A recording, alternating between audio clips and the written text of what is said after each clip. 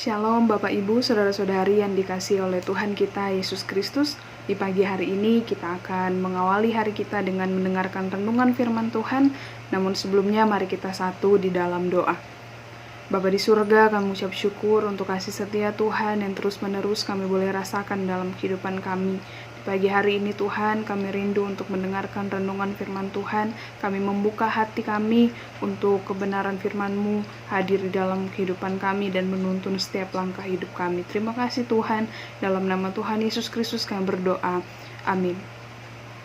Renungan di pagi hari ini saya berikan judul Menghibur Meski Dalam Pergumulan, yang saya ambil di dalam 2 Korintus pasal yang pertama ayat yang keempat. Demikian firman Tuhan, yang menghibur kami dalam segala penderitaan kami, sehingga kami sanggup menghibur mereka yang berada dalam bermacam-macam penderitaan dengan penghiburan yang kami terima sendiri dari Allah. Bapak Ibu, ketika Paulus menulis surat ini, jemaat di Korintus ini sedang mengalami permasalahan atau pergumulan yang datang dari dalam dan dari luar jemaat. Dan Paulus memberikan kesaksian kepada jemaat Korintus bahwa di dalam penderitaan dan pergumulan yang Paulus alami dan rekan-rekannya alami di dalam perjalanan mereka mengikut Tuhan, melayani Tuhan, Paulus mengalami bahwa Allah itu adalah benar-benar sumber segala penghiburan. Kita bisa melihat juga dalam ayat yang ketiga dan dalam ayat yang sebelumnya bahwa Paulus mengakui, Paulus memuji bahwa Allah adalah sumber segala penghiburan. Dan Allah itu yang memberikan penghiburan. Dan penghiburan yang diterima dari Allah ini memampukan Paulus dan rekan-rekan pelayanannya untuk juga dapat menghibur orang lain yang pada saat itu sama-sama dengan Paulus sedang mengalami pergumulan dan penderitaan. Penghiburan di sini maksudnya datang mendampingi dan menolong, bukan hanya sekedar kata-kata motivasi, tetapi juga ada tindakan yang nyata yang dilakukan. Jadi, di dalam penderitaan sekalipun tidak ada alasan bagi kita sebagai orang yang percaya untuk tidak dapat berdampak bagi orang lain. Justru ketika kita menghibur orang lain yang sedang mengalami penderitaan atau pergumulan yang sama dengan kita, kita juga akan semakin dikuatkan dan dihiburkan di dalam menghadapi segala pergumulan yang kita hadapi.